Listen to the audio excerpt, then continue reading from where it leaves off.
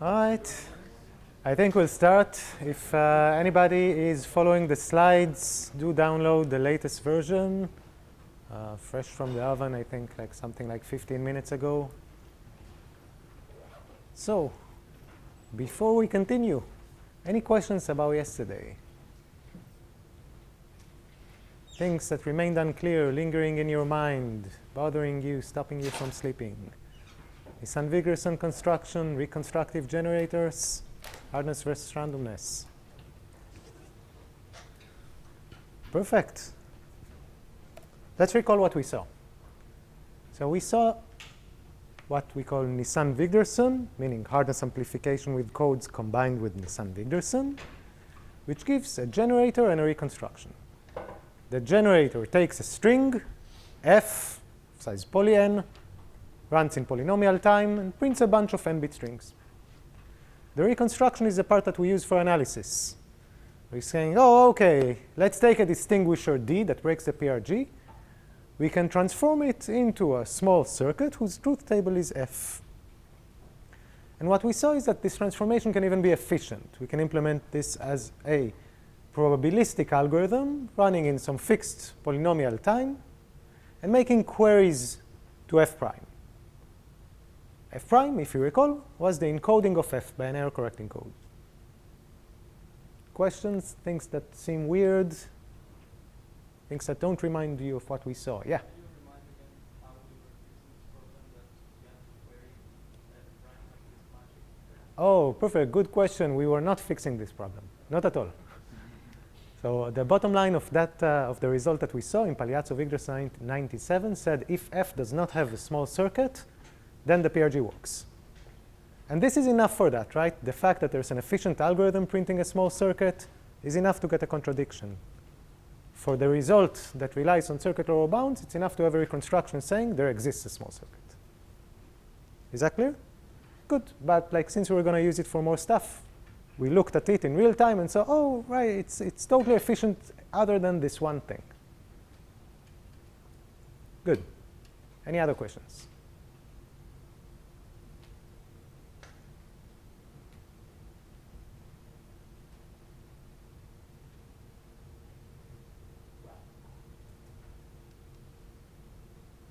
OK. I also attached just another slide, which you really don't have to parse. We did Nisan-Wigderson with specific parameters. L was logarithmic in n. We aimed for BPP equals p. But it's versatile. It scales. So just to be on the safe side, I put a slide here. You don't really have to parse it. Today, we're going to have two parts. The first part, we're going to take a look at the Nisan-Wigderson construction, and more generally, at any reconstructive PRG, and see how to use it for totally different things. Not for hardness versus randomness, not for PRGs, as objects that seem totally unrelated from other areas in theory. The second part, we're going to move on from classical PRGs, Nisan-Wigderson being an instance of those, to more recent targeted PRGs and non-black box derandomization. That's going to be the second half today. As usual, stop me for anything. So the first thing we're going to see is averaging samplers. Averaging samplers are something supernatural that we'll formalize in a few minutes, but afterwards it's going to look obvious. So our goal is simply there's a Boolean function, and we want to estimate its mean. Do you like, I don't know, Coke or Pepsi? Are you a vegetarian or non-vegetarian? We want to estimate the mean in the population.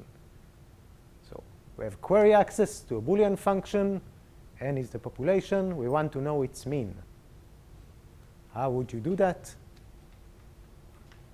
You know the answer. Yes, thank you. You would sample, right? Sample a bunch of inputs x. You get very close to the mean. Wonderful. This is the setting. Trivial solution of random sampling. I want to be close with like precision epsilon and with confidence delta. So I look up my nearest Chernoff bound. I sample 1 over epsilon squared points times log 1 over delta, and I'm very happy. This is the optimal size of a sample that you need to solve this problem. How many random coins did we use for naive sampling, though? So OK, each sampling cost us n coins, because they're totally independent. And that's going to be our focus. So typical parameters for this problem that you can keep in your mind are that epsilon is 1 over n, or 1 over poly n, and delta is exponentially small. Why are these typical parameters? Because we can get them with a polynomial number of samples. This is the best we can do with a polynomial number of samples. But we're very annoyed by this amount of random coins. I just said the sample size is optimal. You can't do anything about it. But why pay so many random bits? Samplers are the averaging samplers. Samplers more generally, but we're going to focus on averaging samplers, are the object used to study this question. Can we sample more efficiently rather than totally uniformly? So here's the formal definition. An epsilon delta sampler gets random coins. This is f in 0, 1 to the big N. So big N is the number of random coins that the sampler needs. And it prints a sample such that for every function in the world, every Boolean function in the world, the probability over the random coins that this function is not sampled well in the sample is at most delta.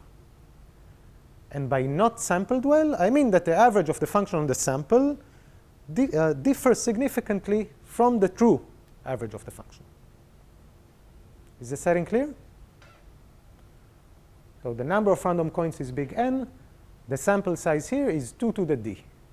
I wrote it like this to think of d as like the seed length and 2 to the d as enumerating. Yeah?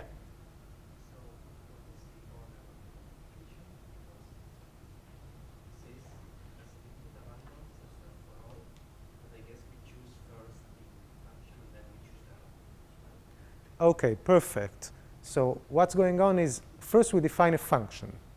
The function is samp. And this is a function that gets an input, f, with big N bits and prints a small set. This is a well-defined object. There exists a sampler such that for any distinguisher d, the probability over randomness to the sampler that d is over or undersampled is small. Perfect. Yeah?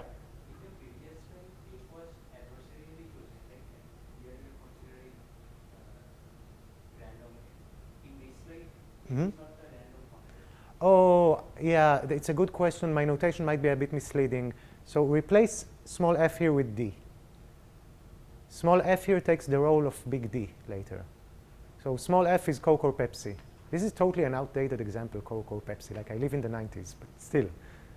Small f here is like the thing we want to estimate its mean. So here, that would be big D. And small f here is the randomness. So the randomness in the previous slide is just like this many bits. Just take random samples. Thank you. Now here's what we're really studying here is just also another object. It's called a seeded randomness extractor. You might have heard of it. Averaging samplers are completely identical to seeded randomness extractors, up to like tiny differences in parameters. We will not. Did you not like this? It's true in the normal setting. There's some properties you can expect to get for samplers that like you can't expect that don't make sense in the extractor language. That's for other samplers. Okay, so you are saying that what is written here is okay, but you think that there are properties that you typically get with samplers that don't make sense with extractors. Yes. Which properties? No, good. Which properties? So if you look at the confidence error, so like the delta, that can decrease as the the thing that you're trying to sample decreases, and this makes sense in the sampler language, but it doesn't make sense in the extractor language at all. What do you mean the thing that you are trying to sample decreases? Right, so you're trying to sample something so that a function, right? Yeah, so that function has like an expected value that's like mu. You can make your delta be proportional to mu. Good. Thank you very much. Right. Good. Perfect, good comment. And I'll also add, I think along the lines of what you are thinking, samplers and extractors are indeed the same object, averaging samplers and extractors, but are instantiated with different parameters. So people who study extractors typically study them with one set of parameters, and people who study samplers study them with another set of parameters. But we're not going to study extractors. I put this here just so that you know and remember that what we're studying is something that's also called an extractor, and you probably heard about. So samplers from now on. Can you think of samplers that you know? You already know a few.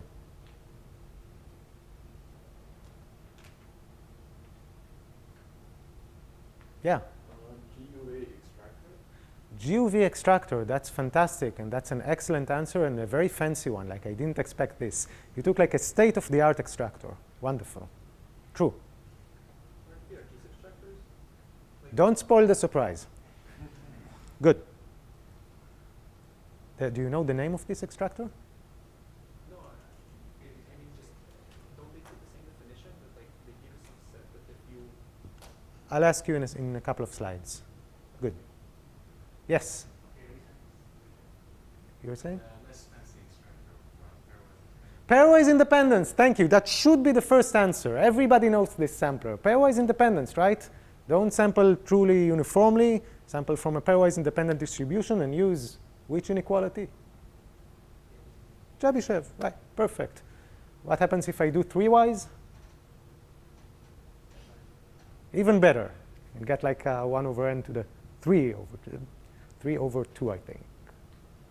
3 over 2 plus 1. As you increase 2-wise to 3-wise to 4-wise, I think you get something like t over 2 plus something. Another sampler that I think like the vast majority of people here know. How would you sample something pseudo-randomly?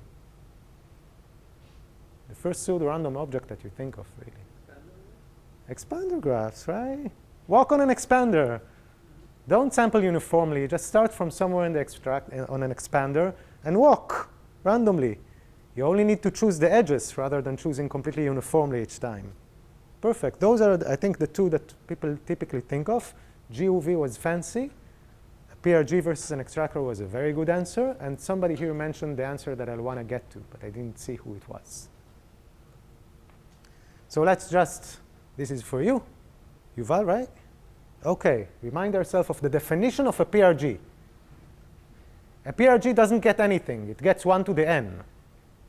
It needs to print a set of size 2 to the d, such that for every distinguisher in some predetermined class, I know every small circuit, the distinguisher behaves the same on the pseudo-random set and on a truly uniform input. Good? We all remember this? We're fine? Good. Let's look at an averaging sampler. And let's compare it to a PRG. Let's see what's going on here. So can you spot that? I think the similarity is already apparent just from the notation and from the fact that the two slides are next to each other. What are the differences, though? You need to name one, Yuval. I'm sorry. the confidence parameter. There's a confidence parameter, and it's a confidence over what? Over the distinguishers. No, we're not taking a distinguisher at random. There's a for all on the distinguisher. Over the, OK, so I called it f, but really it's just randomness to the sampler, right? We're saying for every distinguisher with probability 1 minus delta over the randomness, the distinguisher behaves the same on the, let's call it a pseudo-random set, let's call it a sample set, whatever we want to call it. So OK, first difference. Perfect. There's a randomness here. The PRG got no randomness. PRG just print a set, please. Here there's a randomness, confidence parameter, 1 over delta. What's the second difference?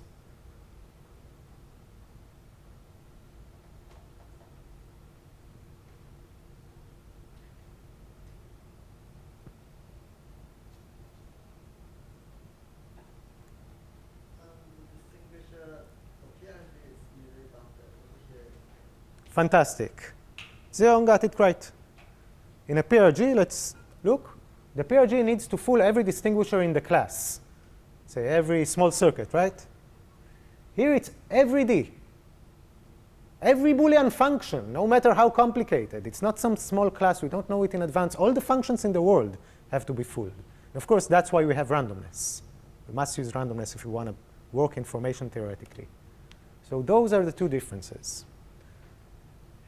And this is why samplers are usually thought of as information theoretic objects. We're not trying to fool some computationally bounded class. We're trying to correctly sample every possible Boolean function. So we are going to see the sampler, aka extractor, that is usually called Trevisan's extractor. Who mentioned it? You did. Perfect. We're going to see Trevisan's extractor. And it's actually a general theorem. It's not necessarily a specific one, although the specific one is usually referred to as the one that you get with Nisan-Wigderson.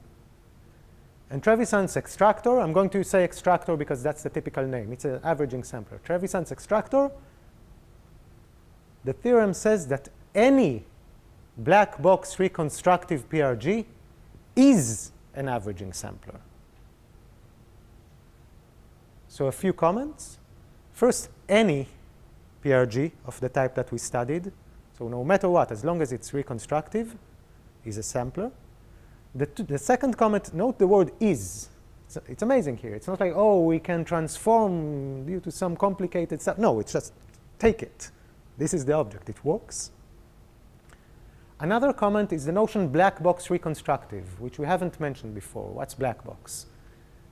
Black box reconstructive here means that the reconstruction carries around the distinguisher like a black box. It doesn't open it up. It's like maybe a sequence of oracle circuits, but all the circuits treat the distinguisher as oracle. And if it's not circuits, then the important point is that the entire reconstruction procedure can just treat the distinguisher as an oracle, not caring about its computational complexity. And the really amazing thing here, and which is why this was so unexpected, is that again, samplers are information theoretic objects.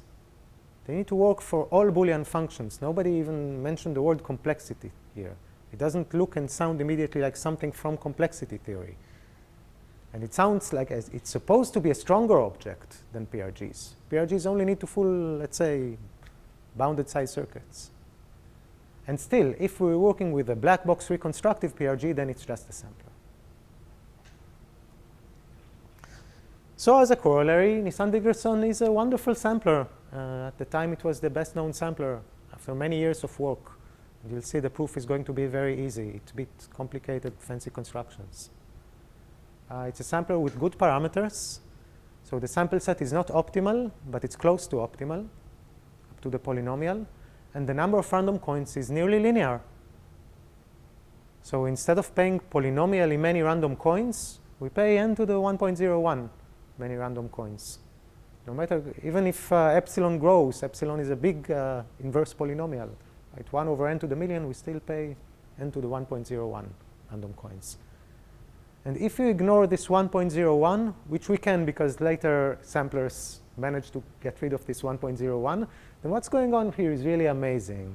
It's like you want to sample like a set of strings of length n. You get a polynomially big set while investing only O of n coins.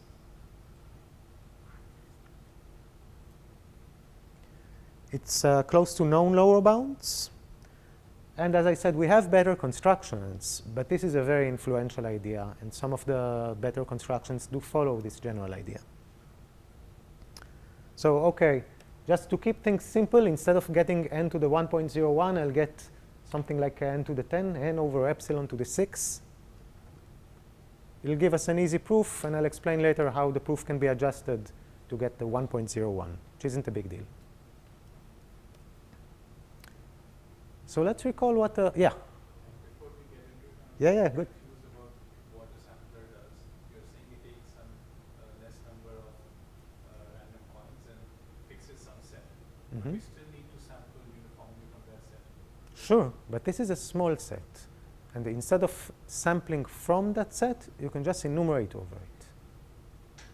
And it is indistinguishable for every. Exactly. With probability 1 over delta over the randomness, like for every distinguisher, with probability 1 over delta over the randomness, the distinguisher behaves the same on this sample. And recall that delta, we're taking it to be exponentially small. So the probability here is extremely high. Yeah? Don't you mean 1 minus delta? I do mean 1 minus delta. Thank you very much. Yeah? And here the probability is over the function and Not a function, randomness. I just called it f to be very suggestive towards what's going to come. so for every f with probability at least 1 minus delta. For every d with probability 1 minus delta over f, it works. Just, Yeah. what are the typical values of capital N? So D is poly n, capital N is small n. Here's what Trevisan's extractor gets. Recall, but what you should really compare this to is to the naive sampling algorithm.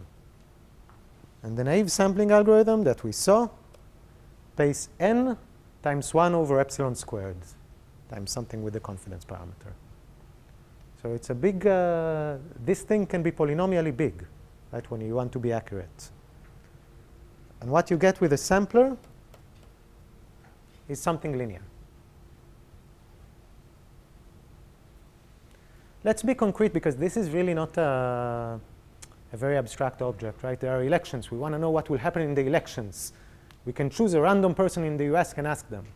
This thing says that, oh, okay, we can invest an amount of randomness that is equivalent to choosing 10 people and still get extremely good accuracy and confidence. The sample will be of polynomial size, but the amount of randomness that we invested is more or less the same as choosing one person.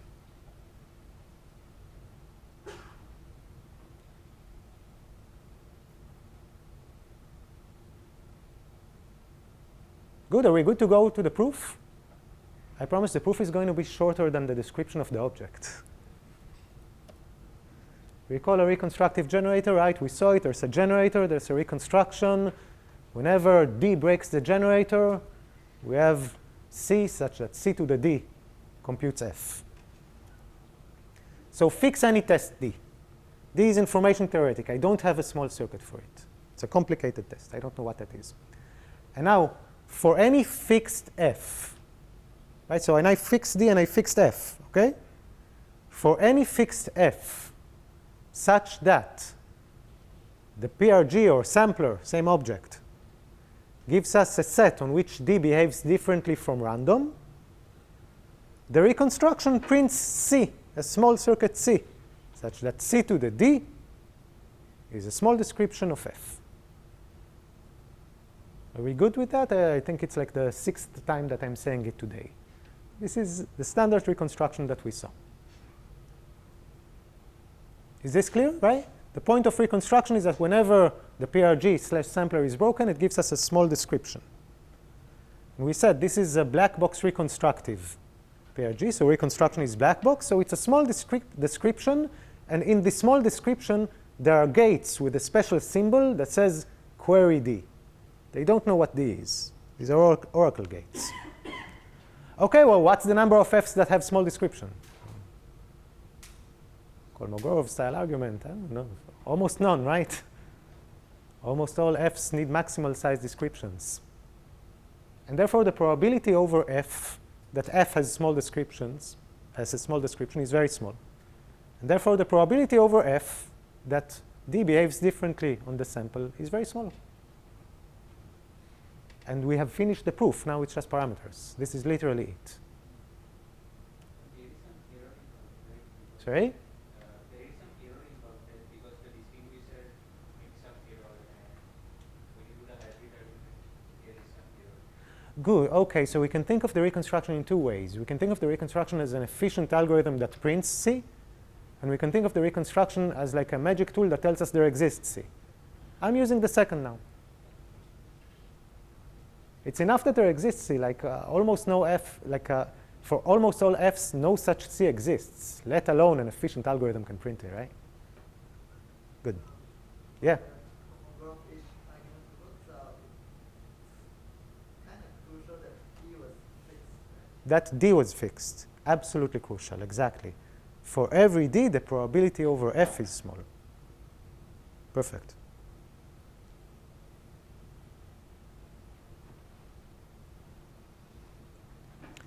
Let's just do the parameters to get a feeling of what's going on. So D is an epsilon distinguisher, and the Nisan-Wigderson reconstruction, which we worked out yesterday in detail and restated today, tells us that there's a circuit of size n over epsilon to the 6, some small fixed power, such that C to the D computes F. Okay, well, what's the probability that F has such a circuit? Well, just count the number of such circuits, right? How many circuits of size n over epsilon to the 6 are there? You know this. Sorry? Exponential of the size. Thank you. Yeah, that's it. Maybe log factor, right? Exactly. So there's a tilde there and we're happy. Good. So the probability is just the number of such circuits divided by 2 to the big N. take big N to be something that kills this n over epsilon to the 6, add log 1 over delta, and we're done. The sample size is just you calculate the seed length of Nisan-Wigderson, which we did, logarithmic. I don't have much more to tell you about the proof. So if you have questions about the proof, now would be the time. You just built your first extractor. Congratulations. It's an amazing extractor, getting very close to optimal.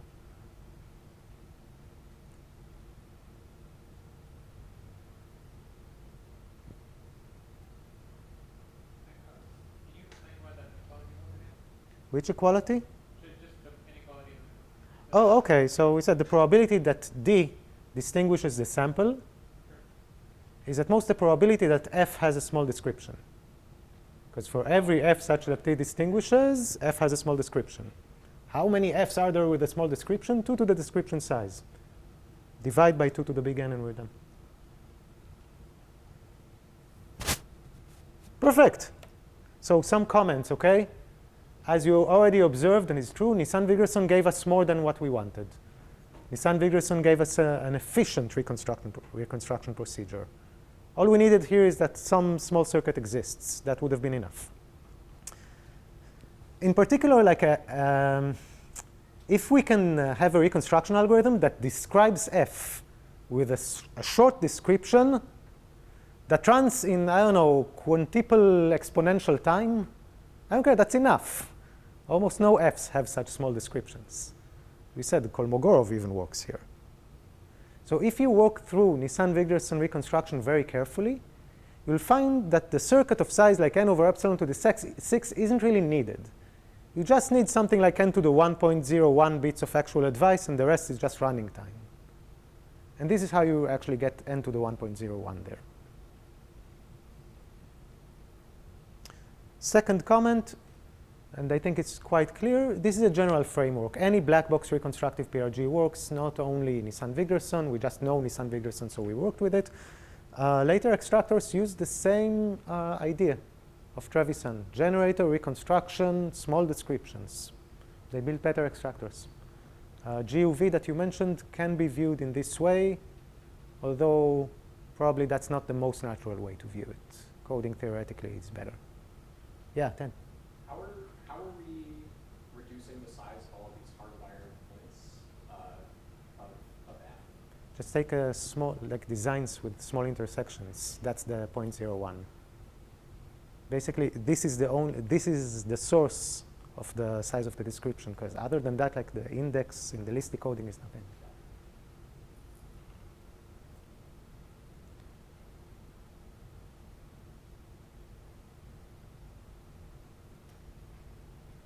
We are moving on. Perfect timing. OK, we're moving on to a different setting. These were PRGs giving us samplers or extractors. We're done. Now I'm going to talk about something just as natural, and again, doesn't seem to arise from complexity theory in any way. People not from CS would know this object just like they knew samplers, even if they didn't define it this way. And it's just learning algorithms. And there's a catchy title here of why bad PRGs can be good. So learning algorithms, the most natural setting that you can think of. There's some function in the world. We have some information about it. We want to create a procedure that computes it. Normal machine learning, right? We get some labeled examples of something, and we want to then deliver a product that predicts it. So I don't know exactly what the information about F is. It depends in every setting. So maybe query access, maybe other types of access. But this is the general setting to keep in mind. Does anybody object to me saying that this is extremely natural, not necessarily from complexity to begin with? Good, good, good. So let's define something like a specific notion of learning that we will use. This is learning over the uniform distribution with membership queries. So fix some class of Boolean functions, small circuits, I don't know, weak circuits. And an algorithm for learning this class is an algorithm that gets oracle access to a function from this class and prints out a small circuit that computes this function.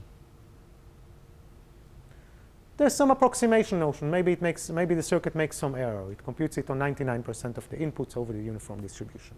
Fine. We are willing to tolerate that in this definition. Questions about the definition? Can you repeat the last thing you said? Yeah, so we don't require that the circuit will compute the function exactly on all inputs. 99% of inputs is fine, 1 minus delta, and we're counting over the uniform distribution here.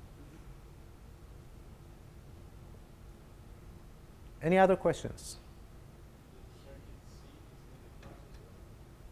Yeah, proper learning here, I don't know. So maybe let's allow improper learning. Good, thanks for it's a good question. I'm not a learning theorist, so when I write the slide, I don't think about it, but it's an excellent question. So this high probability is Over the internal randomness of the learning algorithm. Good, thank you. So there are two, you are right, there are two probability spaces here. So let's say that the algorithm is successful if it prints a circuit satisfying this. The circuit computes the function correctly on 99% of the inputs. And with high probability, the algorithm is successful. and the F is like worst case or sample policy. Oh, okay. So we're saying that the algorithm learns this class if it does this for every f in the class. So for every f with high probability over its internal random coins, it spits out a C that computes f correctly on 99% of the inputs. Is that clear? Yeah, thank you. Thanks for the question.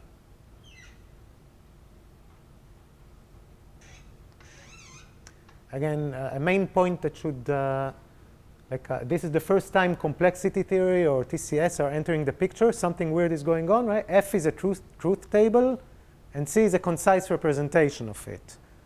So okay, that might be okay because we are only learning stuff from a certain predetermined class, but it should raise an alarm bell. We're not supposed to compress things. Does anybody see the connection to what we discussed so far?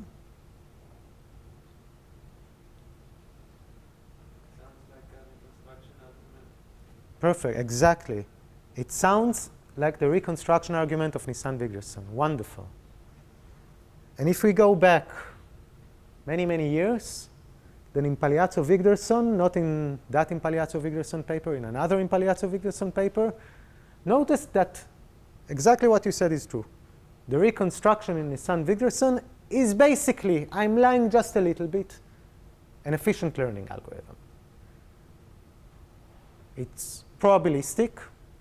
It gets query access to the function. It spits out a small circuit that computes this function.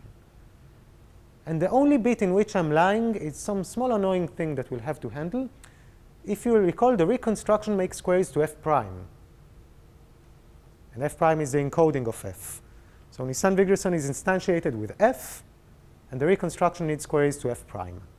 Do me a favor and ignore that.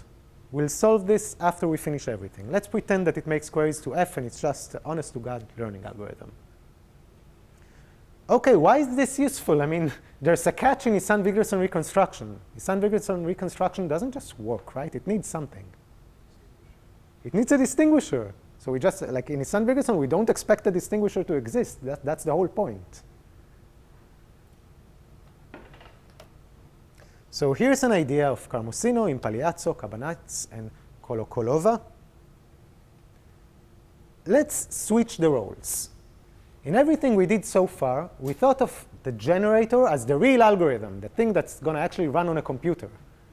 And we thought of the reconstruction as like some mental experiment that we are doing in the analysis to make sure that the actual algorithm works. Let's flip it. Let's think of the reconstruction as the actual algorithm. This is the one we're actually interested in. The generator is some kind of a mental experiment for the analysis. Nobody's going to run it. In particular, let's design a really bad generator that doesn't work. Like we're designing a generator with the purpose that this generator can be efficiently broken. In which case, reconstruction just works, right? That's the exact contrapositive here. Whenever the generator fails, reconstruction works. And what we deduce is that there is a learning algorithm for the class. It's quite a mind-boggling idea, and again, a general idea. We're going to see a cool instantiation of it in a second, but I think the main crux of it is to step away from this generator reconstruction paradigm, look at it, and notice that reconstruction is an algorithm. It's a compression algorithm. Maybe we can use it, and not necessarily just for pseudo-randomness with the generator. Yeah? Is it kind of like saying that back then we had f as a hard function, but now you're saying we are like taking f to be an easy function, and therefore it's dynamically? Fantastic. That's 100% correct. It's an amazing thing. Because we will be taking the generator with an easy function. With a hard function, it can't be broken. That's like we proved it. And we only expect to be able to learn easy functions. And we only expect to be able to break the generator with easy functions. And this is what's going on here. Yeah? What are you using in the place of the oracle? Good. We will need to somehow break the PRG, right? We're designing a bad PRG that we can break, meaning that we'll also have to break it. What's fair is fair.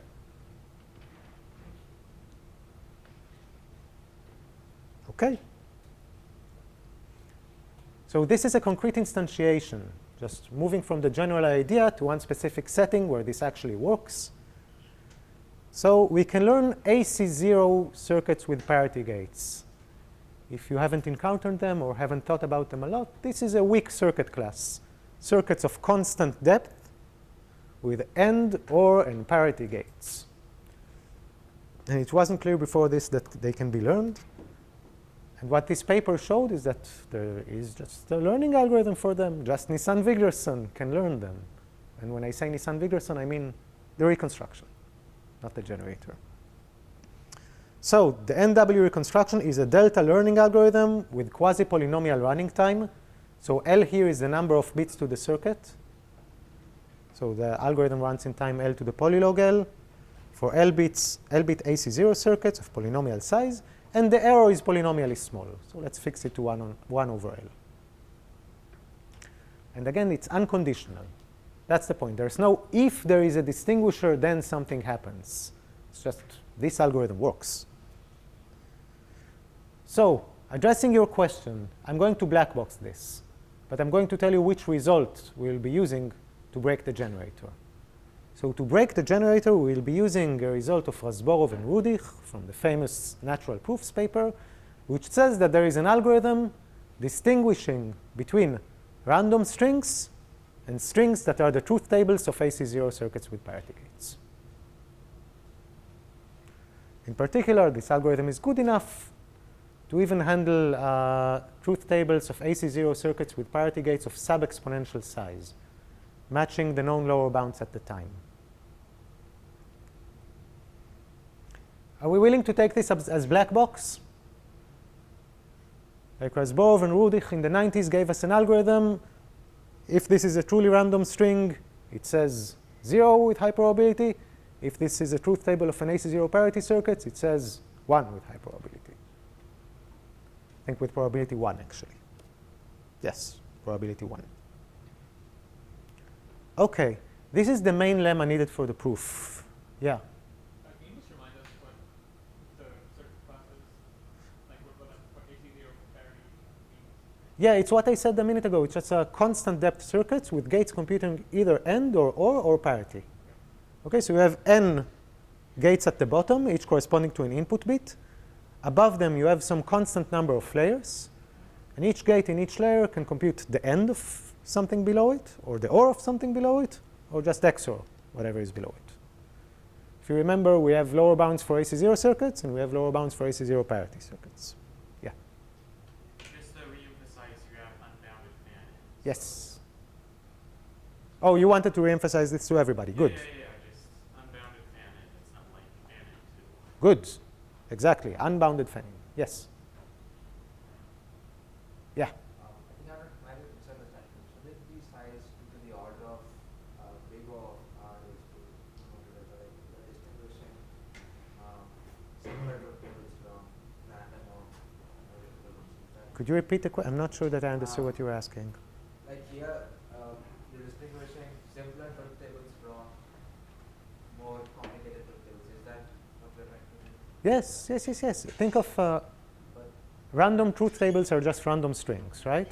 Complaining about the pickle The big omega, oh, the direction, you mean. Okay, some constant, replace the big omega with some constant. Put 1/1,000,000 there, okay? That was the point? Yeah. Okay, thanks. And that is the depth. Sorry? That is the depth. Delta is the depth, this is a constant. It's not that I don't see your point, I just bickered with co-authors about this several times in the past. And I stand my ground and I will spare everyone. You're right, 1/1,000,000 there.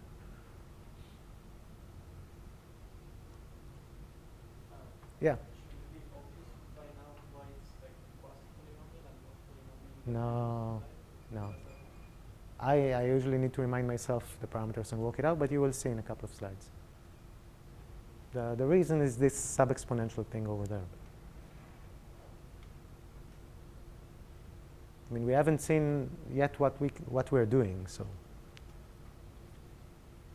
Any other questions? This is the main lemma, and the main thing we need to complete the proof. So it's a bit confusing, so do follow. When Nisan-Wigderson, now the generator, okay, the generator itself, when it's instantiated with a function in AC0 parity and output length that is relatively small compared to what we thought about before, so 2 to the polylog L, each of its output strings is a truth table of a small AC0 parity circuit. So let's look at this. What we are saying, and it's confusing because there are many strings that are truth tables of circuits that are flying around here. So follow what we are saying exactly. There's an F. This F is the truth table of an AC0 parity circuit. Okay, we are only trying to learn weak circuits. This lemma is saying that, okay, apply the Nisan-Wigderson generator to it with some code that I haven't told you. And now each output string by itself as a fixed string is a truth table of a small AC0 parity circuit. So now this is the truth table that we are considering in the lemma. It is not obvious.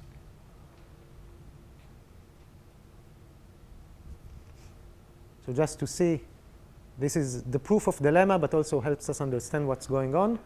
How does the generator work? It takes F, it encodes it via an error-correcting code, right? They haven't told you what it is. F has a small circuit. That's the assumption. With a nice code, F prime also has a small circuit. And now, the output string corresponding to SID S is the truth table of the function that's written there. It's a function on log n bits, taking an integer from 1 to n, and telling us what appears in the ith bit of the output string corresponding to S. So S is fixed, F is fixed, the circuit is fixed, the function gets input I and prints what appears in the ith location here. And we know exactly what appears in the ith location there, right? It's no mystery. We built this algorithm.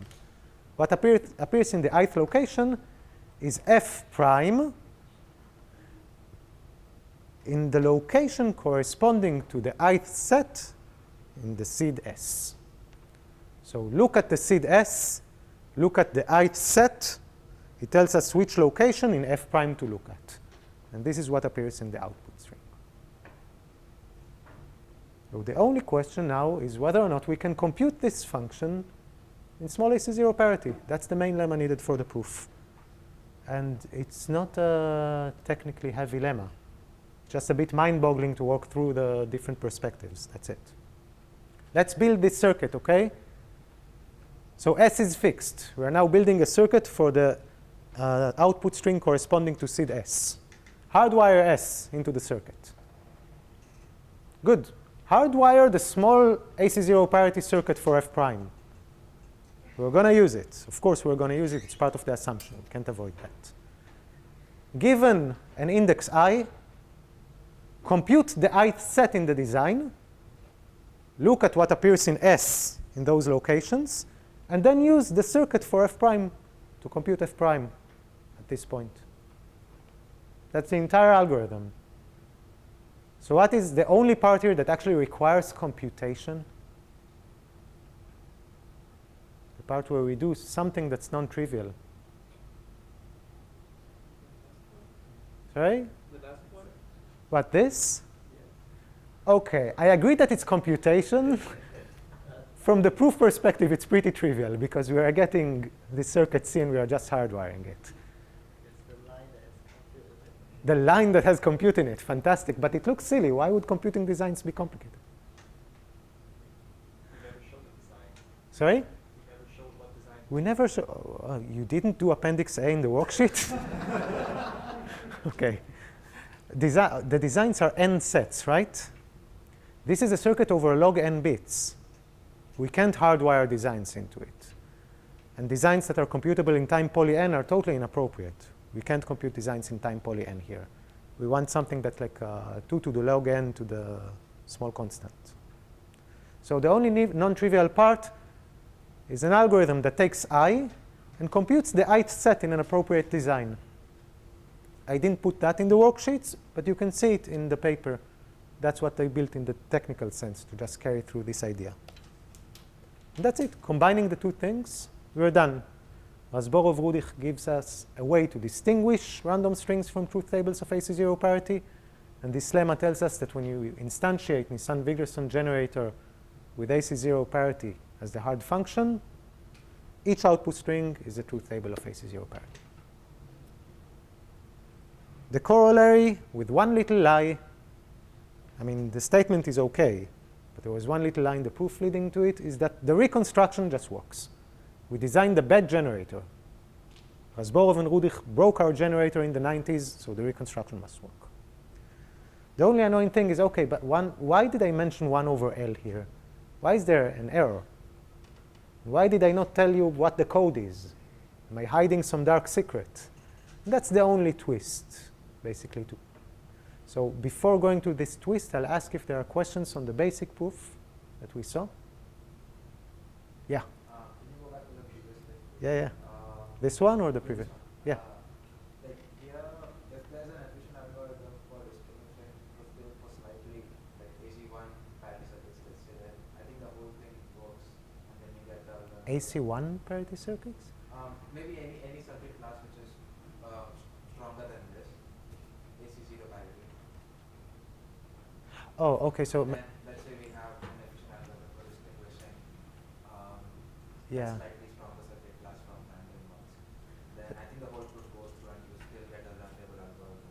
Are you just clarifying? Are you interested in circuit classes stronger than AC0 parity or weaker than AC0 parity? Computing more functions than AC0 parity. Oh, sure. We just don't have an algorithm that distinguishes their truth. If we have Yeah. the whole proof. 100, exactly. Good. Thank you. I'll repeat that because it's an important comment. The only specific thing that we use about AC0 parity here, and actually we use two things, so let me clarify. One thing is that we can compute designs in AC0 parity, so we cannot carry this proof for weaker circuit classes. There are impossibility results for computing designs. But you're right, the second thing, the main one, is that we can distinguish their truth tables from random ones. So for any circuit class for which we can distinguish their truth tables from random ones, Nisan-Wigderson reconstruction works. Yeah. Is computing codes in AC0 parity not important? Like the ability to do Oh. this, you can't do that in weaker classes. You're absolutely right. It's just the lie that I'm postponing, but you're perfectly right. But I think like even without the code, you'll get something that learns it with probability half plus something, so that's still a nice result.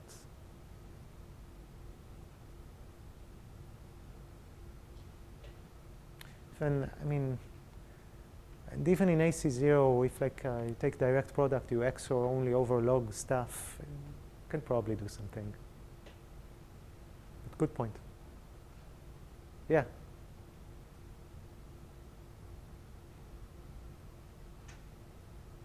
Okay, so let's just finish by clearing up that one last thing. If we remember the annoying part, the Nisan-Wigderson reconstruction makes queries to f prime, not to f. That's the annoying part that we need to handle. So, and really, when we encode f by something like the Reed-Muller code, then the complexity blows up. Each coordinate of f prime would depend on almost all coordinates of f. You can prove this for an arbitrary code. So you can't expect to really compute it with a small circuit that uses oracle to f. So what do? Okay, we relax our goals a little bit. This is why we don't compute f exactly in the end.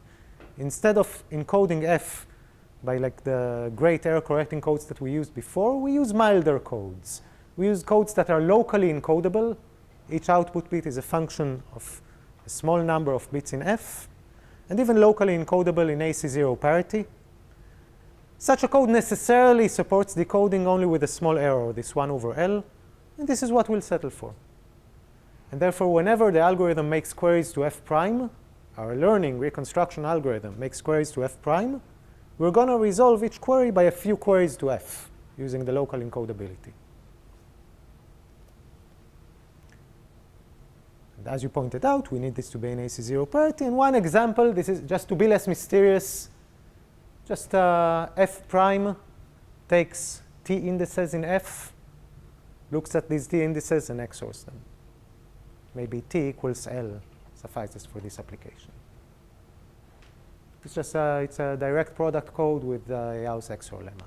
Nothing, it's nothing fancy. To get f prime, look at a few locations and XOR them. Any questions before the last slide in this half of the talk?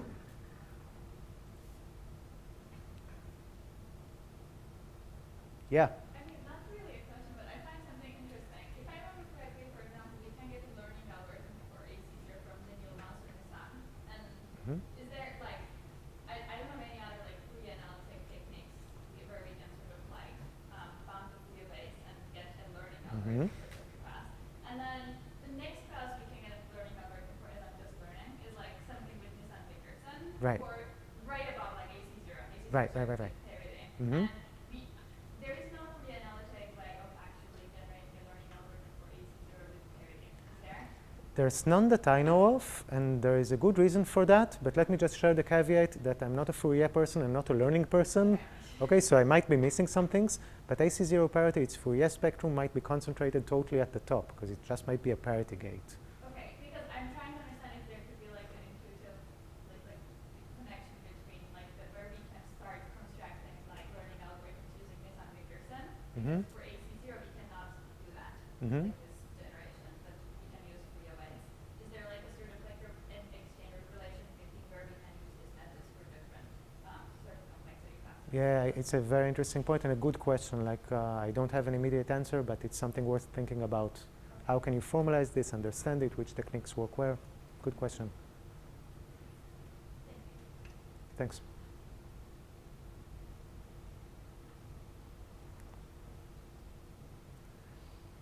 Okay, so, yeah. Can you explain again why we need the generator to be AC0?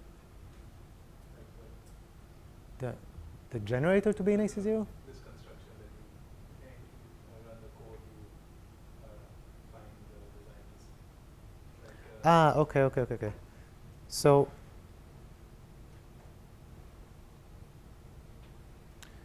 we want to design a bad generator, right? That's the goal. yes. We want a generator that can be broken. Yes. Okay. But it's because we only know to break the AC0. AC0 parity, yeah. Zborov-Rudik only give us a way to break AC0 parity versus random, to distinguish AC0 parity versus random. So to get a distinguisher for this PRG using Zborov-Rudik, we need every output string of the PRG to be the truth table of an AC0 parity circuit.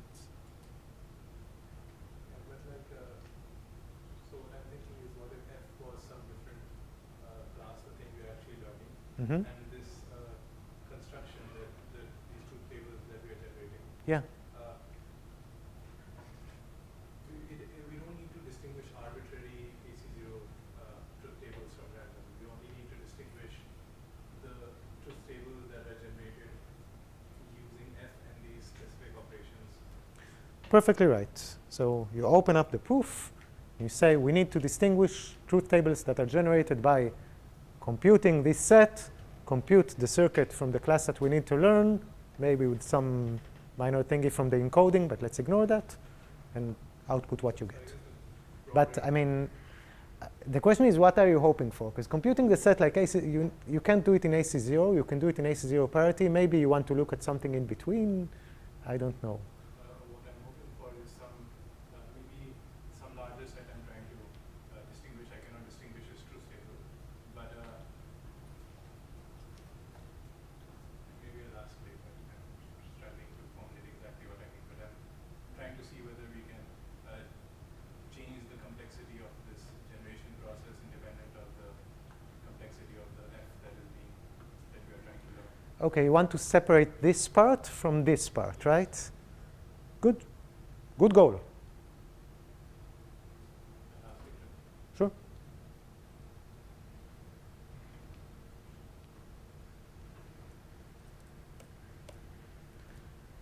Before that, we saw PRG. We saw that non-black box reconstructive PRGs, the generator is an averaging sampler, equivalently an extractor.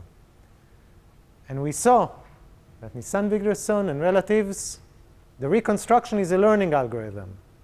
We just switch the roles. I want to mention one last application without actually mentioning it. I'll put a picture of Rahul and tell you to ask Rahul. But I've been to Rahul's talk this morning, and he pretty much covered it. He just didn't use Nisan-Wigderson. He used another generator called the direct product generator. So if you were there, you saw it. But there's an application to meta-complexity where, again, we're distancing ourselves from this generator reconstruction pseudorandomness and just using them as algorithms for maybe outputting something that looks random, maybe compressing. Let's see how they interact. And the reconstructive generator is used in the proof of Hirahara that if MCSP is easy on average, then MCSP is easy in the worst case.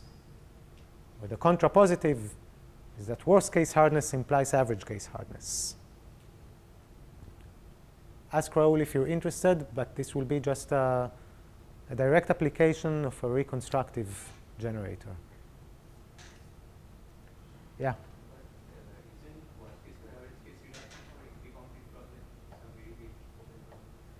It's a very big open problem, and that's why MCSP is NP complete or not is a very big open problem.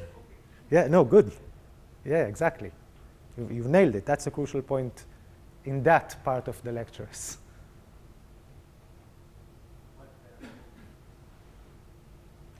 So maybe let's take a 5-minute break and reconvene, OK? Let's move to talk about some more recent instantiations, which I'll call non-black box reconstruction. Non-black box derandomization, sorry. And the focus here is going to be something called targeted PRGs.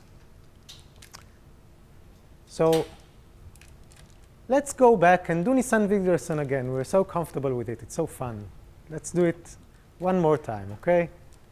So here is how a textbook like Goldreich or Aurora Barak would tell us that we should de-randomize a machine.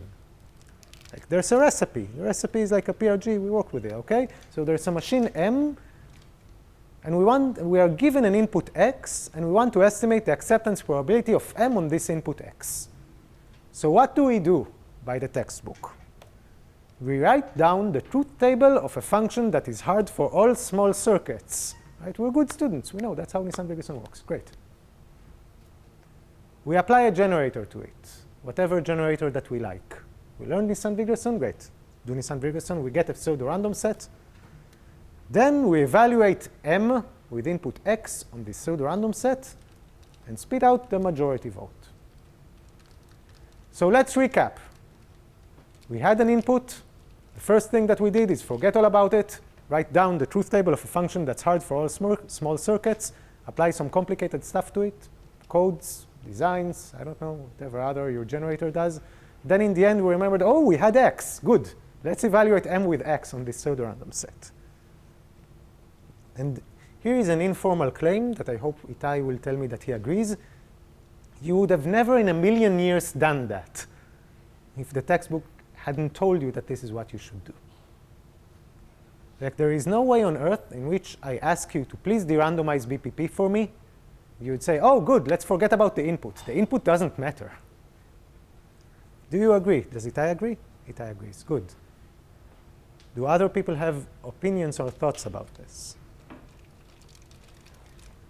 This is typically thought of as derandomization that is black box with respect to the input, in the sense that the pseudorandom set is a universal pseudorandom set. We could have made it in pre-processing and see the input later. It's black box. It only depends on the sizes and running times of the different objects involved. It doesn't depend on X. And OK, PRGs give derandomization. So I mean, it's enough. Great.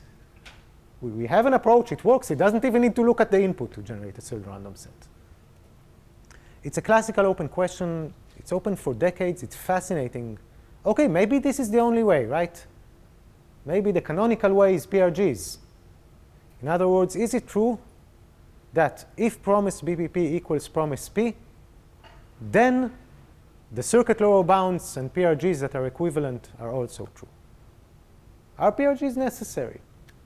Or maybe it's an overkill. Maybe we should actually look at the input before producing some strings. As a side comment, OK, when I get my time travel spaceship and I move to the future, all of these statements will be true. Like circuit lower bounds are true, BPP equals P. Everything just exists, OK? So these are arrows between true and true in the future. But we want to be able to actually get answers now rather than me telling you true. And you're like, OK, maybe. So the big open question is whether derandomization implies the relevant circuit lower bounds and PRGs. It's a long line of research for which, frustratingly, there's been almost zero progress in the BPP setting.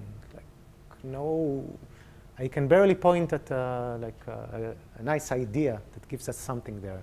It's like a conditional answer that tells us yes, but it's a big assumption. It's like under this assumption, that assumption implies this. Okay, it's my paper. I'm allowed to be disparaging. For the setting of derandomizing MA, non-uniform derandomization, we have a pretty good answer. It's not fully complete, but it's close to that.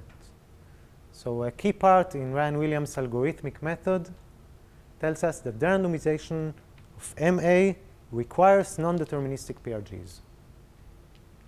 Infinitely often, there's some loss, but forget about it. So good. For the MA setting, we have just a clear positive answer. If you can do it in any way, you can do it with PRGs. For BPP, we have no clue. OK, given that we don't know if it's necessary or not, let's assume that it's an overkill, and let's try to do something else. Of course, the obvious thing that you would try to do is that instead of forgetting about X and writing a string that's hard for all small circuits, just take it as a function of of X, right? And now I don't know if this is a truth table that's certainly not necessarily hard for all small circuits. It's some information. I got X. I computed some information that I think of as hard for some notion of hard. And then maybe I apply some kind of generator reconstruction scheme again. Where the key point is that in the end, I'm going to only require pseudorandomness for M with this specific X. Because I'm extracting information that corresponds to X specifically, and I want pseudorandomness that corresponds to X specifically. I'm relaxing the requirement too. And this slide provides a proof that this suffices for the randomization.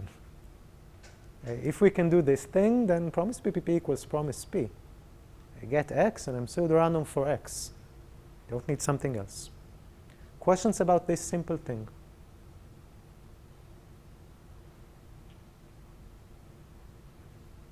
Yeah? Oh, the promise is just, we're always working with promise BPP rather than BPP. This is from the previous lecture. So if you're curious, just go back to the slides. The slides in the beginning explain the difference BPP versus promise BPP. But where is the promise here? Oh, so if this is true for every single X, if I can build such an algorithm that works for every single X, then I can de-randomize promise BPP, because for every machine I can estimate its acceptance probability. Every machine and every input. So on inputs on which this machine is kind of undefined, it's a coin toss, fine, I'll estimate it badly. But I didn't need to really work on those inputs anyway. Thank you. Thanks for the question. Yeah. Sorry, just one thing. This was true also for PRGs. OK. Yeah. Well. Right. It's true that this should be a function of the machine and X. So why am I hiding this? X has n bits of information. The machine has 10 bits of information, or maybe 100 if you code inefficiently. Okay, in general, and also you can, if you want, just think of the machine as a complete problem. It's fixed in advance. I know what that is. All the interesting stuff happens at X. There was another question? Yeah. What do you mean by only requires pseudo-randomness for n? So your PRG only needs to fool Vx, right? Nothing else. This set only needs to fool M with a specific input X. Yeah. And this is a set that we produce from f of X. Yeah, but you cannot use a reconstruction argument. Oh, OK. Let's see how we do use a reconstruction argument, but it's non-trivial. You're right. Yeah. This is a pretty late question, but does every reconstructed PRG have this format of starting with a hard function and then creating these strings, or are there alternatives to this?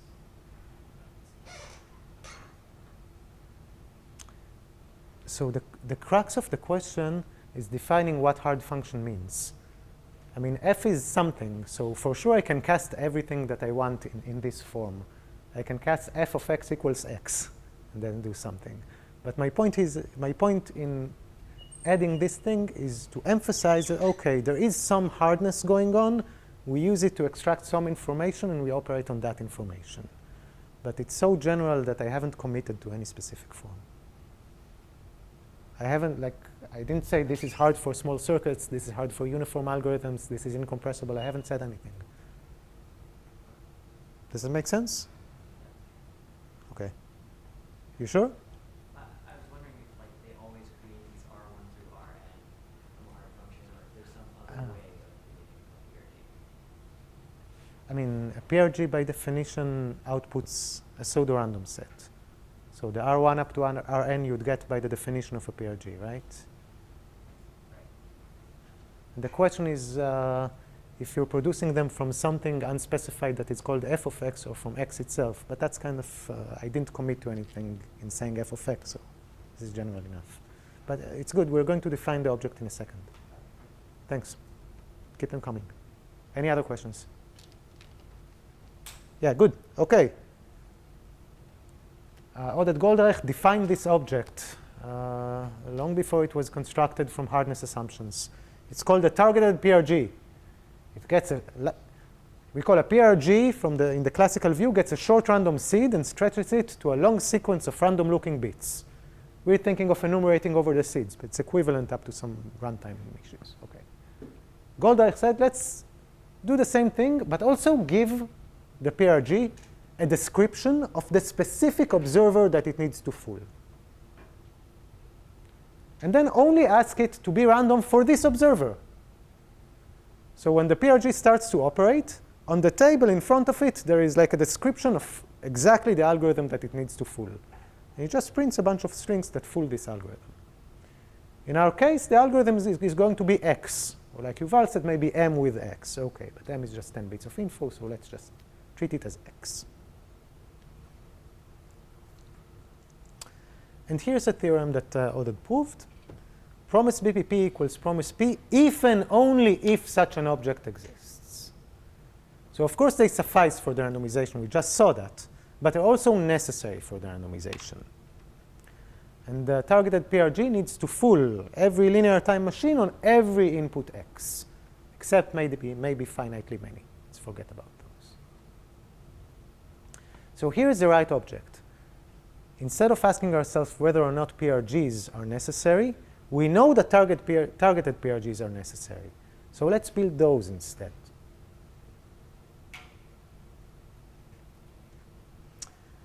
And the thing is, OK, the proof in that paper is pretty easy, which is why during my PhD, he was my advisor, and I kept telling him, like, it's not an important paper. I don't really like it. Like, I'm really eating my hat these days. So, like, listen to your advisors, OK? Very important. The proof there is quite easy. But it's interesting that it doesn't extend easily. We don't know whether the same is true for the randomization of AM. Do you need targeted PRGs to derandomize AM? Do you need targeted PRGs to derandomize log space? Targeted PRGs need to work in log space in this case. We honestly don't know. It's an interesting line of research, ongoing. they suffice, unclear if they're necessary in these cases. Yeah? For MA, it follows from derandomization. Up to, you're absolutely right, and I'm sorry that I'm confusing, up to some annoying I/O issues, right? And also it's like for MA, you need to fooling MA just requires basically solving cap. And to de-randomize AM, you need to fool a larger class of distinguishers. So we don't know whether targeted PRGs fooling this class of distinguishers are necessary. But it's my bad for not spelling it out here. The question is still interesting despite that result for MA. And even my answer was confusing. Drop the I/O issue, it's true, but drop it. Just the issue of distinguisher is enough to make this question non-trivial. To de-randomize AM, you're fooling stronger distinguishers. Is that okay? Perfect, thanks. Okay, well, I mean, I'm saying that we should build worse objects than PRGs. PRGs are better. You don't need to look at the input. Why would we want to build worse objects? Well, okay, maybe we can get these objects to work more quickly. Without maybe, I'm saying we can get these objects to work more quickly. We can build them from weaker assumptions compared to PRGs. And they may be easier to build. Easier might mean simpler, but none of the constructions that are known are simpler. So in this sense, easier here means like, OK, we can actually construct such objects with better parameters compared to PRGs in some settings. There's been a rich history of attempts. It's been very active in recent years. And it's all going to follow the same reconstructive paradigm. You know this slide by heart, except that I added something everywhere here. I sprinkled X everywhere. It's the same slide, but now instead of F, I wrote F of X. And instead of D, I wrote M of X. And this is if M of X breaks G of X, then P of X computes F of X. So exactly the same kind of game, except that everybody participating in the game now gets a fixed input X. So it's just an auxiliary input. It's fixed in advance in the sky, just this one string. Everybody gets access to it. And we're going to do the same generator reconstruction game. Yeah? What is f of x? Is it like, I don't know. okay, just like, it's not the value of the function f in the x. Maybe it is. It could be the value of the function at the input x. It could be maybe the computational history along the way of computing f of x. Like, this scheme makes sense in various ways in which you define f of But we x. still fix the function f, which is like Yeah. So, think of this as some way of taking x and producing some hard bits. Okay, I'm intentionally not committing, because various different PRGs use various different instantiations of this. But if you recall, even in the first slide, like when we did PRGs, I didn't commit to what f was. I said it's a hard string. I don't know what hard means. Thank you. So is the X trying to capture something about the observer as you pointed out in the previous slide? Yeah, exactly. X specifies the observer here. The observer is M with input X.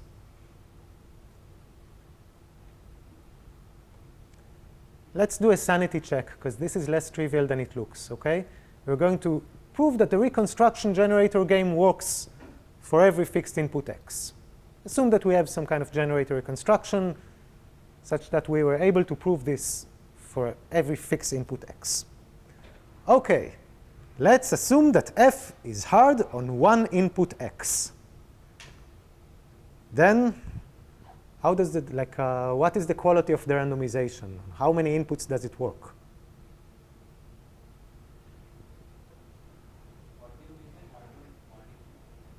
Oh, I mean that f. So think of f as something that's hard to compute. I can't have an efficient procedure P of x that computes f of x.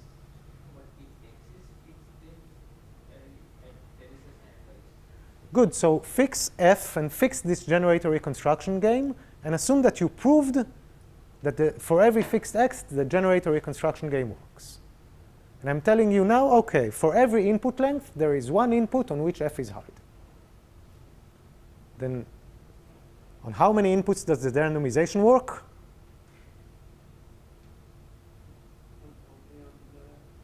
Only on Yeah, Exactly, only on that one input, okay? So we got extremely bad randomization here. It works on one input. It's not very impressive. I better just toss a coin or something. I better just output the constant one. That's nicer. Okay, so hardness on one input per length is not really useful. But good, I mean, we have worst case to average case hardness. That's reductions. Good, maybe let's take half that's hard on half of the inputs. We get the randomization that works on half of the inputs. Flip a coin, right. Always answer 1 or always answer 0. One of these two algorithms would do just as well as our randomization. Fine, let's take f that's hard on 99% of the inputs. Good, now we get the randomization that works on 99% of the inputs. We're happy, right? Kind of like Yuval is going like meh with like, okay, the randomization that only works on 99% of the inputs isn't very satisfying. We want promise BPP equals promise P. Okay, what do we need to assume to get the randomization that works on all inputs?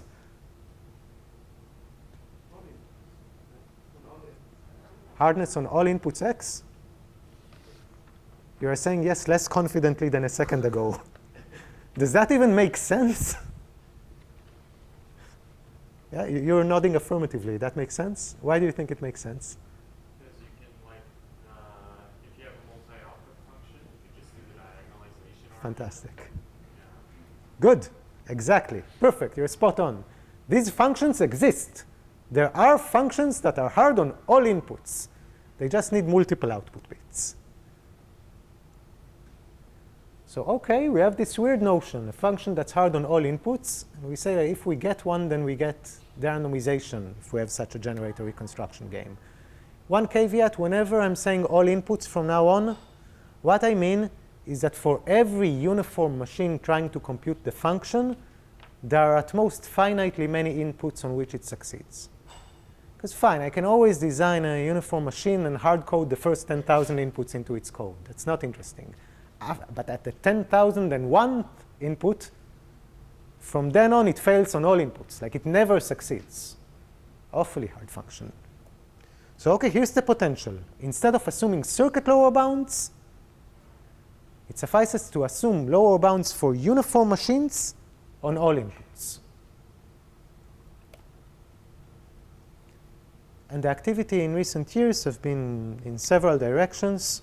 First, doing these things, just building one, right? Constructing targeted PRGs and targeted heating set generators that work based on uniform hardness assumptions with exactly this type of generator reconstruction game where everybody participating in the game is uniform and gets access to the same X. The second direction is constructing fast ones.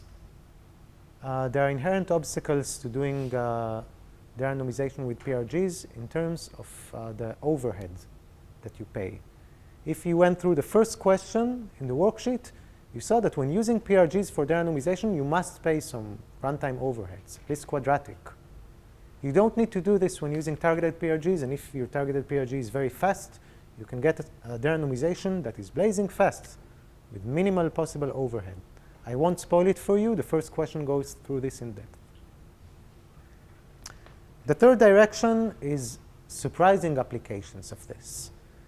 Of course, there are applications of this in derandomization. No, you're not shocked, right? That's the point. But also across complexity theory, and as it turns out, in crypto, and for interactive proof systems. And we're gonna, yeah. How is it different from like this one-way function for some assumption? I mean, I don't see the similarity. Like in a one-way function, okay, here are some differences, right? In a one-way function, you're considering the probability over the inputs rather than a guarantee for every input. And in a one-way function, you have an algorithm that's hard for stronger adversaries. That's the hallmark of crypto. In crypto, I have an algorithm, like I'm working against someone who's stronger than me. Here, it's not the case. The targeted PRG is allowed more running time than the adversaries. Why did you think that they should be similar to one-way functions? I just thought it was kind of similar. You're right. Okay, if you think of a way to articulate it, that's interesting. Good. We're going to see three things. we're going to build a targeted heating set generator. Slightly less detailed than Nisan-Wigderson, and I think it should be enough. Then we're going to see a wonderful recent result, pseudodeterministic explicit constructions. So every explicit construction problem meeting some very mild conditions admits a probabilistic polytime pseudodeterministic algorithm. And this is a surprising application of what we just saw. It doesn't immediately look like it should be related. So in particular, you might have known or heard about this paper as the primes paper, right? Pseudodeterministic construction of primes, such as primes is one special case of every explicit construction problem that can be solved unconditionally. Amazing. Okay. And the third thing that we're going to see is an application to proof systems and cryptography, where again, this seems to come out of nowhere. Okay. We're going to go into details now of just a construction. The construction is a targeted heating set generator. And the statement is a bit complicated, but I'm telling you, you're not going to be shocked by it. You already got it. It's the generator reconstruction game. So we start with the hard function f. The hard function f in this case has to meet some condition. It's computable in deterministic polynomial time, but intuitively also slightly in parallel. And what do I mean by that? There's a family of uniform circuits of polynomial size and fixed polynomial depth, say n squared, that computes this function. The notion of uniform circuits is very close to just the notion of normal computation. Uniform circuits means that there's a Turing machine that prints the circuit for every input length. You tell that Turing machine, oh, 1 to the n, and it prints the circuit for input length n. Of course, if you have such a thing, you can evaluate the circuit in polynomial time, no problem. The interesting part here is that the circuit is of slightly low depth, like n squared. The notion of uniformity here is even slightly stronger. It's not like general uniformity, it's log space uniformity. I'm going to really hide that under the rug. So you can think of it as uniform for now. Given such a function, we're going to build the generator reconstruction game. The generator runs in polynomial time, spits out polynomially many strings of length n. You know this. The reconstruction runs in probabilistic time n to the 20. Remember the 10 from Nisan-Wigderson? I had to go through these slides and increase it from 10 to 20 because we're going to pay for the 10 in Nisan-Wigderson.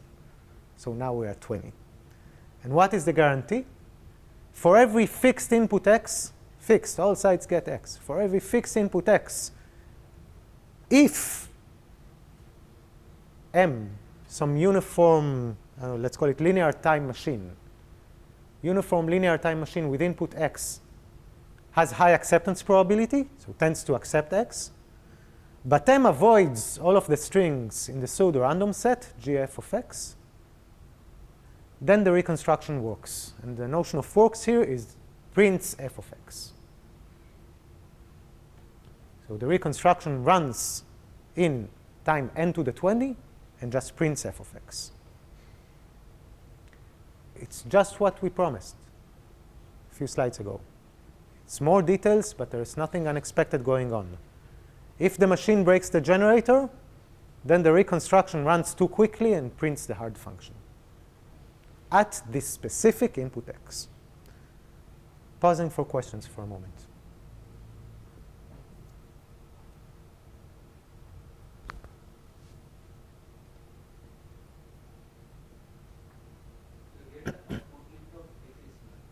Sorry, could you repeat that? Good. So let's think of it as length preserving, let's say.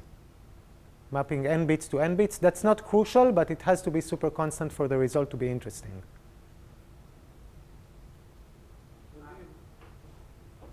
No, go ahead. Okay. I might be remembering incorrectly, but didn't you only construct like a hitting set in that? Yeah, this is a heating set. Okay. Avoids gf of x. Okay, so by avoids, I mean M has high acceptance probability with x, but M rejects all of the strings in the pseudorandom set.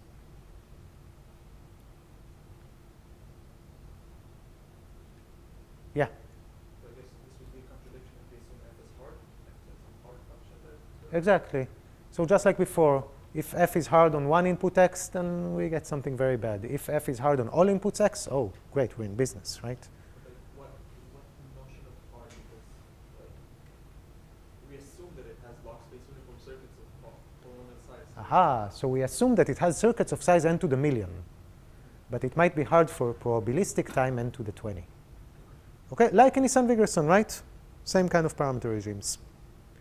But note that in contrast to Nisan-Wigderson, in Nisan-Wigderson we said the reconstruction is a learning algorithm. It needs queries to the hard function, and then nothing of this sort here. The reconstruction is a plain vanilla probabilistic algorithm that just runs, gets input x, and prints f of x. No cheating.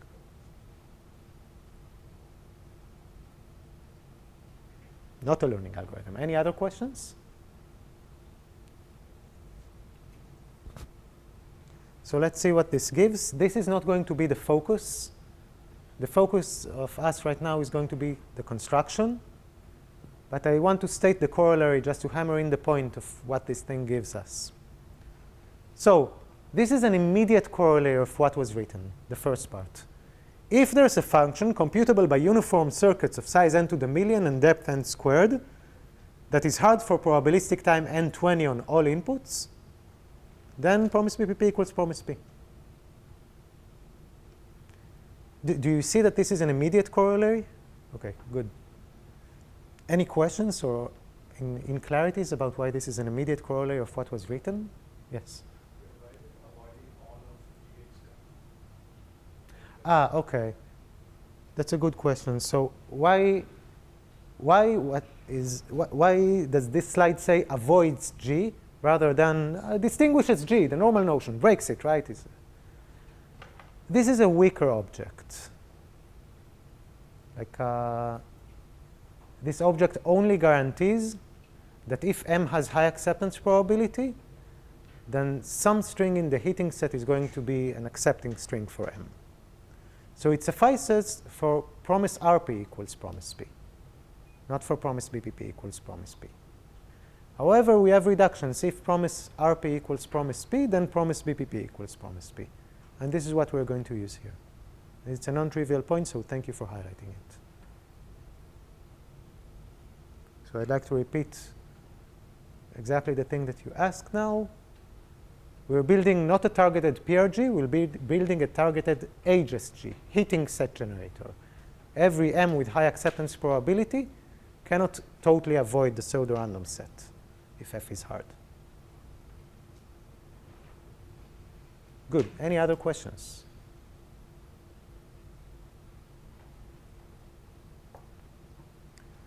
Okay, so as an immediate corollary, if there is F that is computable somewhat in parallel, in time n to the million, and hard for probabilistic time n to the 20 on all inputs, then BPP equals P, we win. And the thing is, it's not hard to prove a converse. I should have put it in the worksheet. The converse gives almost exactly the assumption, but without the depth requirement of n squared. If promise BPP equals promise P, then there is a function computable in deterministic time n to the million that is hard for probabilistic time n to the 20 on all inputs. Yeah. If one were to try to kind of equate these two, which direction do you think that That you remove the depth n squared. Yeah. You can see there's even something a bit further that you can conjecture if you take a look at the paper that talks about refuters in this language. There's an even stronger conjecture there. If you can make this conjecture, if only in the name of elegance. Like it wants to be true, that there will not be like a depth n squared there. But there are some also analogies to refuter that might make you believe this conjecture. Okay, so we replaced circuit lower bounds with hardness for uniform algorithms on all inputs.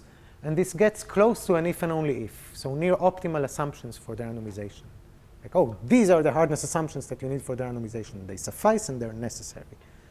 And there are now versions with the full equivalence to slightly less standard forms of hardness assumptions. And it's an active and ongoing line of research. We're nowhere near done yet. We're not going to talk about this in this workshop. You can follow the links here or ask me, or there will be pointers in the end of the workshop in case you're curious. This is something active that we haven't figured out yet. I think there's more to do. So great. Let's build this thing, OK? We start with an input x. We have a hard function f. What are we going to do? How many options to do things in the world do you have with such a thing? OK, let's compute f at x, right? OK, but instead of just storing the output, let's store the computational history of what happened. Let's remember what we did in every step when computing f. So in particular, we said there's a circuit of depth n squared and size n to the million that computes f. Let's store the gate values of this circuit, 0 or 1 when we compute it. We have a 0, 1 matrix. It's a 0, 1 matrix of depth with like n squared rows and t columns. T is n to the million. Again, at the bottom, we have the input x, right? x1 up to xn. These are bits. Pad them with zeros. I want everything to be clean. It's a matrix, OK?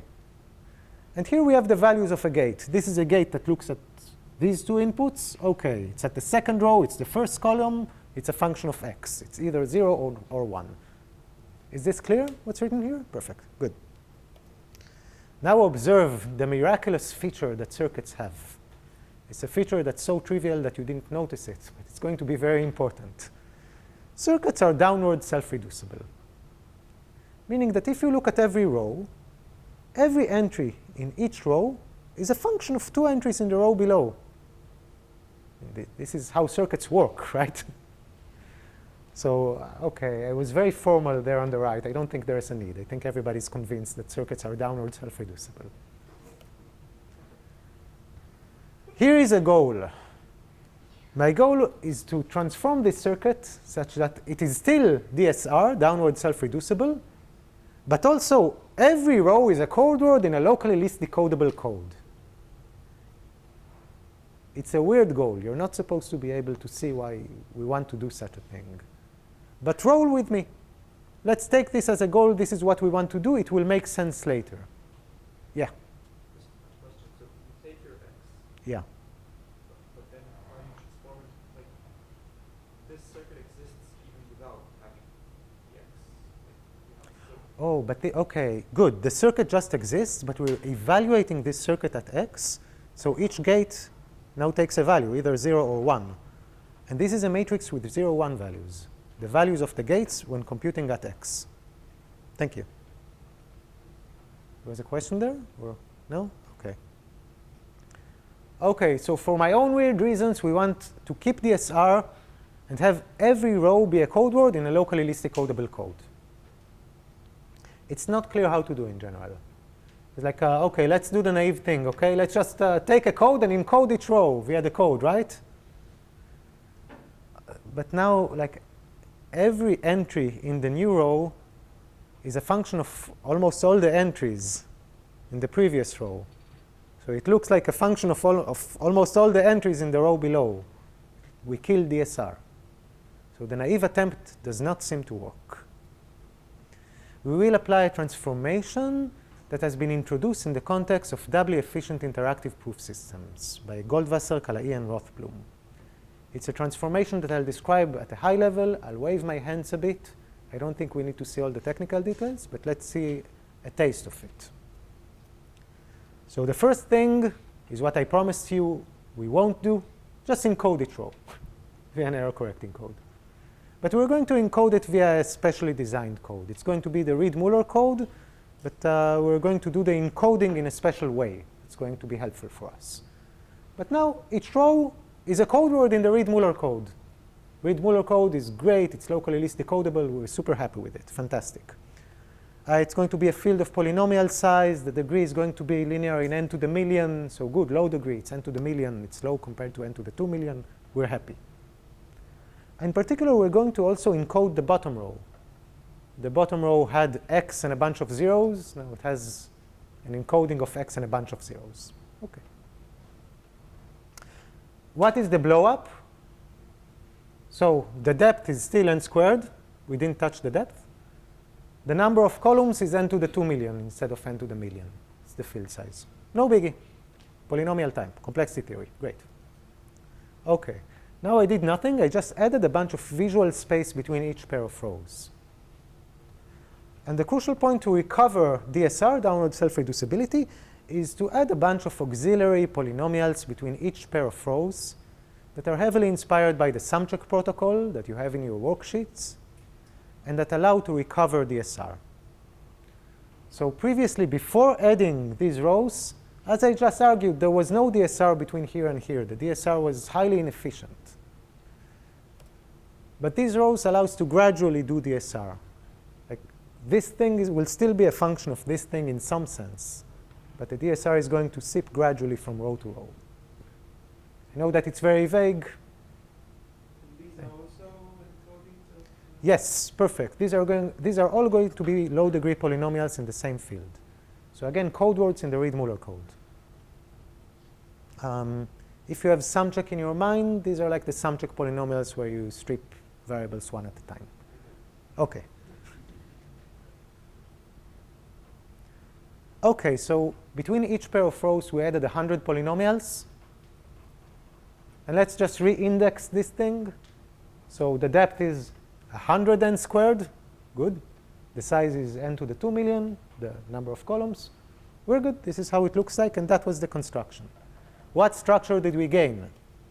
Okay, each row is a code word in the Reed-Muller code. Good.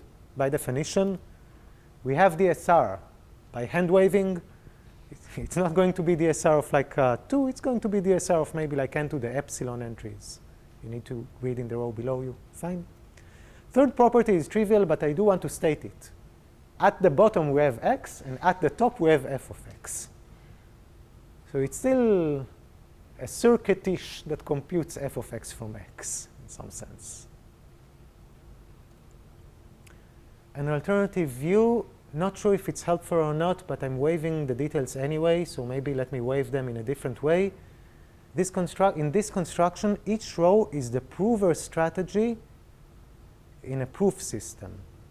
So the rows correspond to the different rounds, and each row is the prover strategy function in that round. It's the truth table of that function.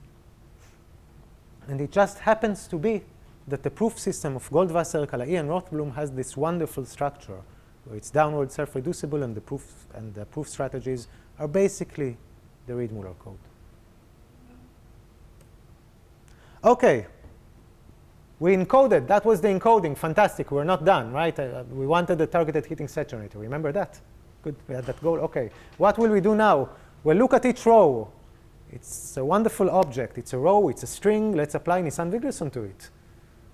Or if you don't like Nisan-Wigderson, apply whichever generator that you like. Just apply it to it.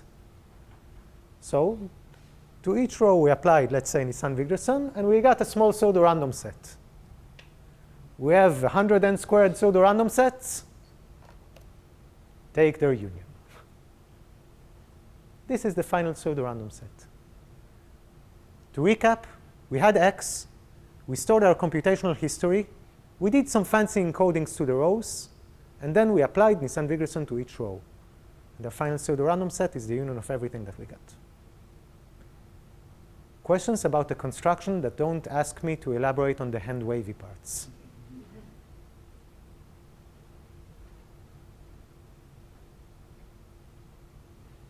Yeah. The polynomials in there, are they evaluations with the polynomial at x, or for each x you get a whole polynomial? That's really an excellent question, because it's so very confusing what's going on here, really. Like, what's going on is that you start with the gate values of the second row in the circuit, right? The second row is just 0, 1s, the values of the gates when you compute at x. So far, so good. Now take this as a string and apply a code. Apply the take the low degree extension. So it's a polynomial that maps an index into the row to the element. Perfect, exactly. The input to this polynomial is the name of a column from 1 to n to the million.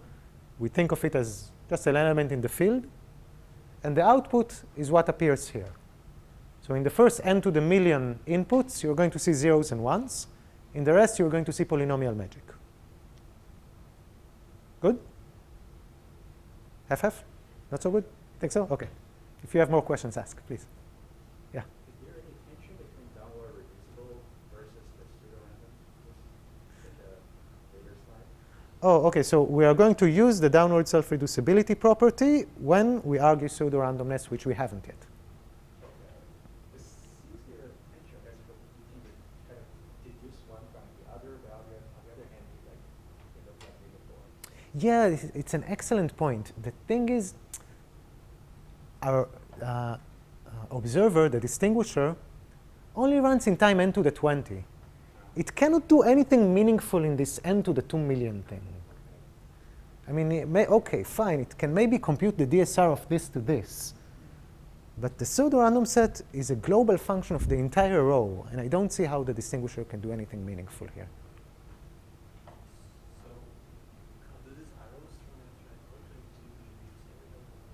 Do you what, sorry? How does arrows work? Oh, what is your favorite pseudorandom generator? Oh, okay. So we treat this row as a card function. Exactly. And you asked before, right, what is the hard function? Is it hard for all small circuits? Is it a function of x? And I told you, like, I don't know. OK, here the hard function is like the low degree encoding of the computation of a hard function at x, or the prover strategy function in a doubly efficient proof system.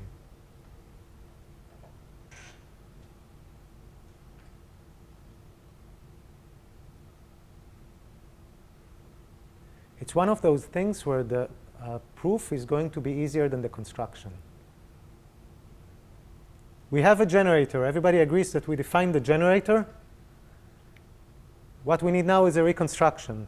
OK? Let's do the reconstruction argument. We want to show that there's a probabilistic n to the 20 time algorithm, that if m avoids g, then this algorithm computes f. Rec and a here is the same thing, just a typo. Let's start. We're going to quickly build compressed versions of each row in this matrix, going from bottom to top. When we reach the top, we found f of x. We're super happy. How do we build compressed versions of each row? By compressed, think of like fixed polynomial size, n to the 10, let's say, OK? The first row, that's the easy part. The first row is just an encoding of x with a bunch of zeros in the end, right? It's n bits of information. Of course, I can build a circuit computing the low degree extension of that thing. Circuit is going to be of size roughly n. I don't need n to the 10. But notice I could only do this because I have x in my hands. This is a game where everybody gets x. So this is the part where I actually use x. Good. Now let's do an inductive step. We start from the bottom and we go up, row by row. I'm going to just describe one inductive step, because we can all do induction. So we are starting. Let's assume we are at the second row. We have a small circuit for the first row. Agreed? That's what the previous step gave us? Good. We want a small circuit for the second row. What do we also have? We have a distinguisher for Nisan-Wigderson with the second row. Well, why do we have that? OK, well, we assume that the distinguisher avoids all strings. So in particular, it avoids all strings in the second row. So good, it's a distinguisher for the second row. Fantastic. The proof is almost done. Just use Nisan-Wigderson reconstruction. Nisan-Wigderson reconstruction is a learning algorithm for the second row. It gets a distinguisher. It makes a bunch of queries to the second row, and it prints a circuit of size n to the 10 for the second row. As usual, the only issue, how do we answer its queries? How do we answer queries to the second row? We're trying to build a circuit for the second row. I lost you. Can you? Oh, thank you. Where did you lose me? There was a BPP part somewhere? So we want an inductive step, Yeah. and then we assume that we have a small circuit for the ith row. For the I minus 1th row, and let's say I equals 2. So we have a circuit for the first row. And we want to build a small circuit for the second row. Okay. And we have a distinguisher for Nisan-Wigderson with the second row. Agreed? Okay, why? Well, we have a distinguisher that avoids all of these strings, right? So in particular, it avoids all of these strings, which are the pseudorandom set with the second row. Yeah, but that's like a hitting set property and. Oh, it's stronger than the PRG property. So the acceptance probability of the distinguisher is very high, certainly higher than a half. And the acceptance probability on this entire set is 0. Oh. Good, thank you. So that's where you lose like PRG and Yeah, it's exactly the place. That's the only place. This sketchy green thing, MX rejects all rows, so it rejects the second row, is the only reason why I'm saying, oh, it's a hitting set generator rather than a PRG. Good, good, good, good.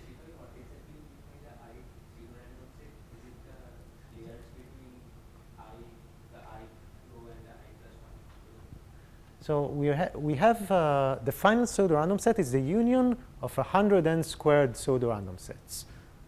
We take each row, we apply Nisan-Wigderson, right? So each row I gives us a set S sub I of Nisan-Wigderson. So that's the S sub 2 is the set that we're avoiding now. Good. More questions?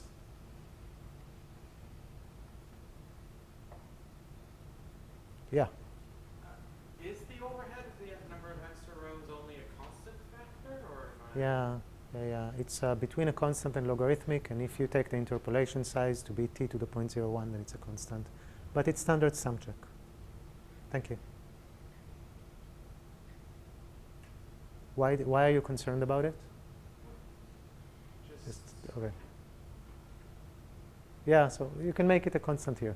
That's how the paper is written. But if you like logarithmic, fine, go with logarithmic. It's a standard sum check trade-off where the interpolation set trades off with the number of variables. You could have a polynomial. Yeah, a fixed polynomial would not matter at all. Good, good, good. Okay, so let's do the inductive step. Let's build a circuit for the second row. Just run Nisan-Wigderson reconstruction. And whenever it queries the second row, what do we do? Yes, who said that? You, perfect. Yeah, we have the SR. We did the entire thing so that we have the SR. So whenever it queries the second row, we use the SR to answer these queries with the circuit that we have for the first row. And how do we get around the fact that Nisan-Wigderson reconstruction queries f prime rather than f? We start with a function that is a code word already. That is why we insisted that each row will be a code word in a locally least decodable code. Yeah, exactly. Oh, you encode it with the Hadamard instead of encoding it with Riedmuller, because it's already encoded with Riedmuller.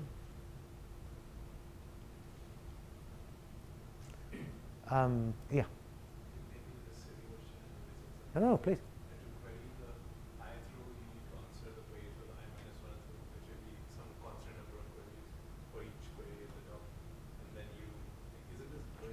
Aha, fantastic, good. We want to avoid this blow up at all costs. No exponential blow up, horrible. So what we will do is that at each row, we have a compressed version of that row. We have a small circuit that computes it. That circuit is of size n to the 10. Hold on. Now I have a circuit of size n to the 10 for the first row. I have queries from the second row to the first row. I use this circuit, right? Good. Now I have a circuit of size n to the 10 for the second row. Exactly. The circuit of size n to the 10 to the second row, I can forget about everything that happened in the first row. There's no like recursion here. It's going to be a circuit of size n to the 10 for each row, because we're just running Nisan-Wigderson reconstruction. We're not doing anything else. Okay, I mean, the depth was quite small, like n to the 2. We remember the magic constant 10. Nisan-Wigderson runs in time n to the 10 reconstruction.